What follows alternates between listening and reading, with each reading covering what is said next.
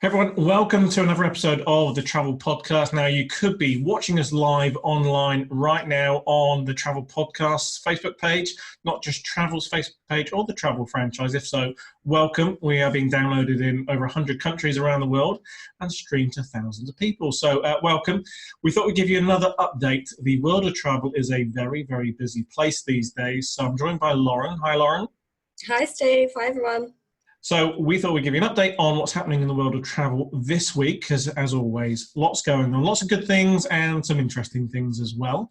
So I'll start with some good news, which is sort of masqueraded, if you like, by not so good news. And that was, if you're in the UK, you'll know that in the last week or so, quarantine measures were put in place if you're coming back from a number of Greek islands. So Lauren's going to talk about that.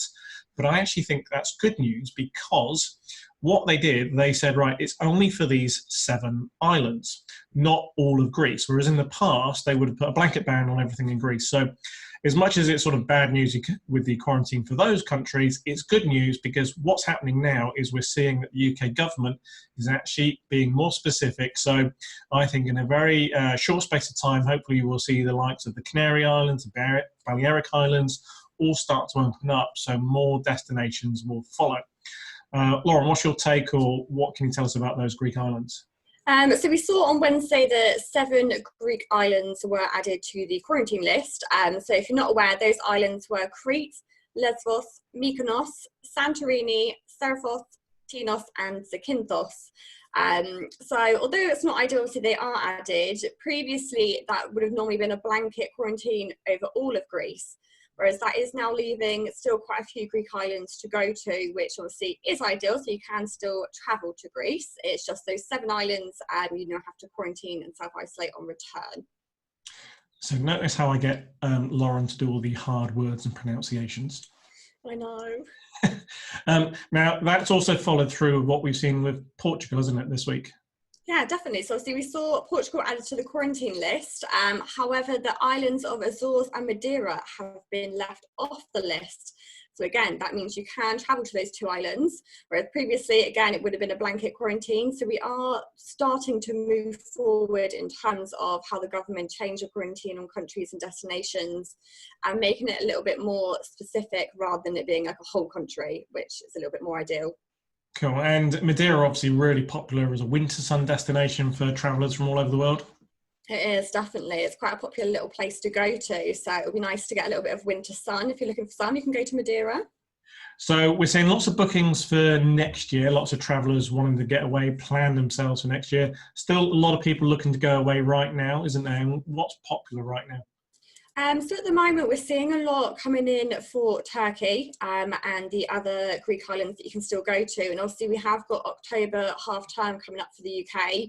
So we're seeing a lot of families booking kind of last minutes for the half term, looking to get away because they might not have necessarily been able to get away in the summer holidays this year. And looking again at what's sort of becoming quite popular right now, there's certain things which people are gearing up for, getting ready for, getting plans in place for, ski being one of them, isn't it? Yeah, definitely. So ski season is coming up, really popular time of year to be booking for your ski. And we are actually seeing a lot of interest in it. The suppliers are being quite flexible in their terms and conditions, which is great. So if you are looking to go skiing, obviously get in touch with your consultant. They can let you know of any applicable flexibility that they've got.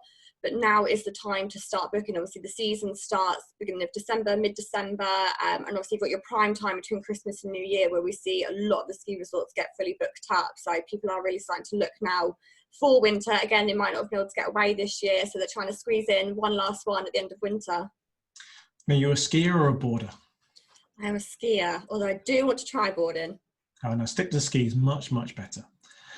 And now, if you are thinking of going skiing, I guess certainly in the UK, you've got the rule of 6. Other rules might apply depending on which countries you're going to, I guess. Yeah, definitely. You're going to have to look at the destination that you're looking to travel to and kind of see what their rules are, whether you're allowed to mix more than one household.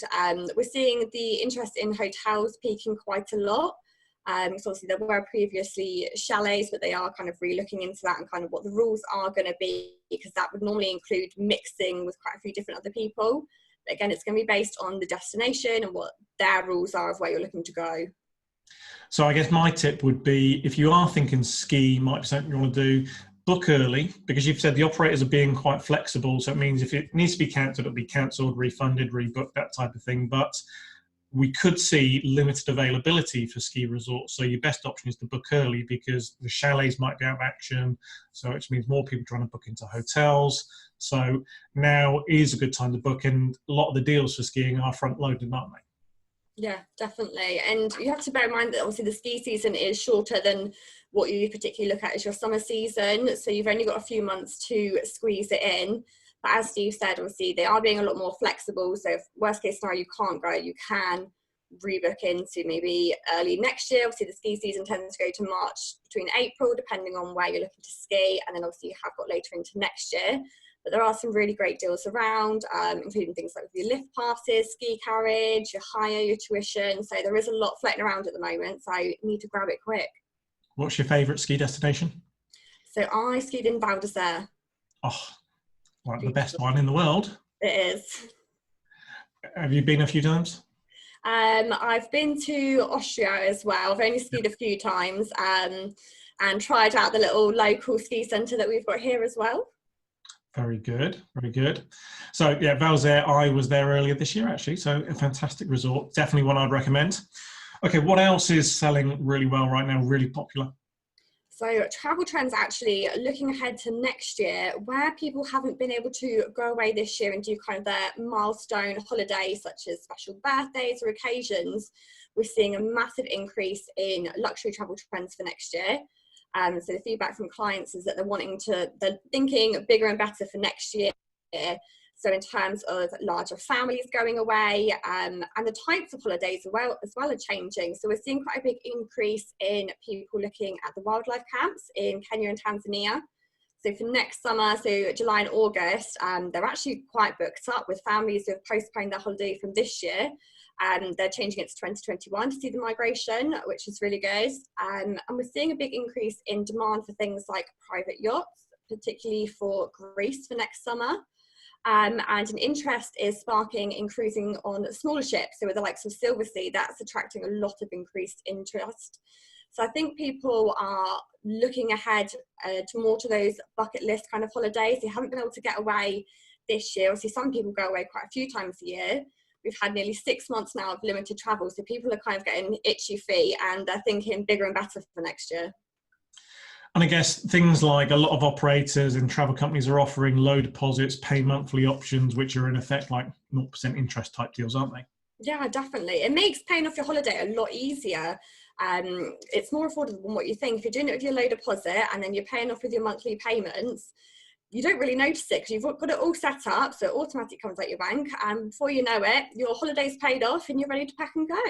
Fantastic. So, one last thing from me. I was talking to Paula in our team this week. She's just come back from Cyprus, looks sickeningly tanned, which is really frustrating if you're itching to get away. But she said it was a fantastic resorts were really well looked after.